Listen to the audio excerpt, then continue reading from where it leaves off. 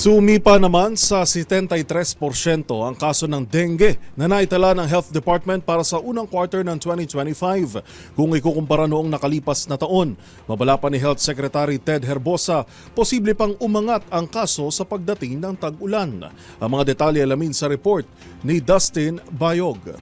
Pumalo sa 73% ang itinaas ng kaso ng dengue sa bansa para sa buwan ng Enero hanggang Marso ngayong 2025, kumpara noong nakarang taon ayon sa huling tala ng Department of Health o DOH.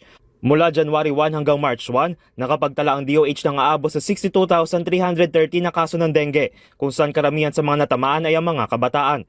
Calabarzon ang nangunguna sa may pinakamataas na kaso na mayroong higit 12,000 na sinundan naman ng National Capital Region o NCR at ng Central Luzon. Sa isang press conference sa Rizal Medical Center, sinabi ni Health Secretary Dr. Chodoro Herbosa na maaari pang tumaas ang kaso ng dengue sa bansa pagdating ng ikalawang bahagi ng taon o pagsapit ng rainy season. Last dengue outbreak natin was 2019.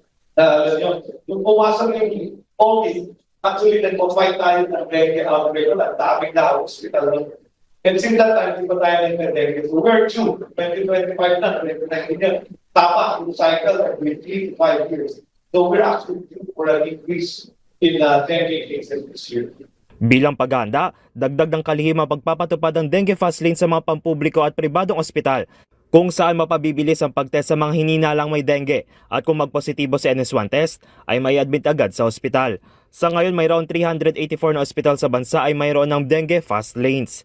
Samantala, prevention pa rin ang mainam na solusyon, kaya naman pinaalalahanan ng publiko na makiisa sa mga hakbang tulad ng pagsugpo sa maaring pamahayan o pangitlugan ng mga lamok upang maiwasan ang pagkalat ng dengue. Para sa MBC TV Network News, ito si Dustin Bayog ng DZRH TV. Una sa Pilipinas, una sa Pilipino.